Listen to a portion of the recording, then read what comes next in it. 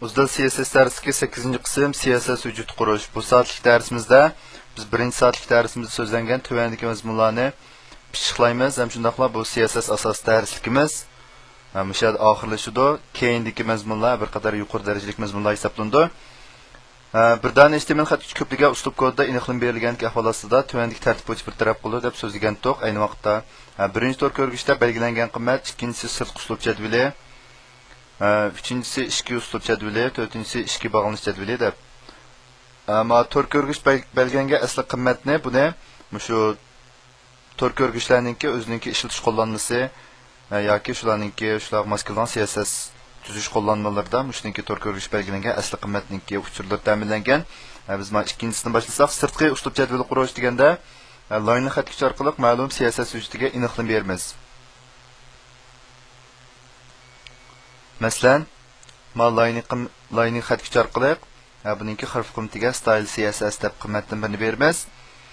Ham shundaqla bu style CSS vujuti buningki da CSS vujuti bo'ldi. Mushni bilan o'xshash darajada qo'ygandan keyin qimmatni bersak, to'r ko'rgishda mahallalardagi unumi ko'rindi.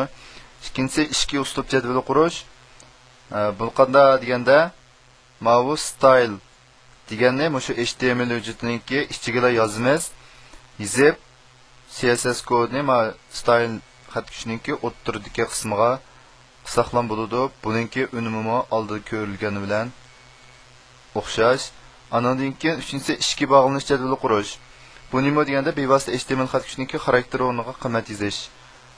Bu holatda vaqtimizda masalan bu p xatkuchi bo'lgan bo'lsa, p xatkuchininki keyniga style tang qo'shtirnoq deb yozib, o'ttir qismiga mayaga CSS kodni bevosita yozsaqlan bo'ladi.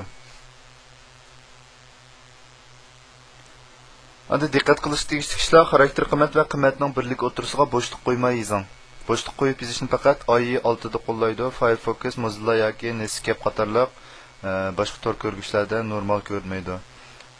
Bu deganimiz masalan mayadagi 15 degan qimmatda px degani buningki birligi mana o'tirisiga bunda bo'shliq qilib yozsak bu xato degan gap. Cho'qim bo'shliqni elitib yozamiz.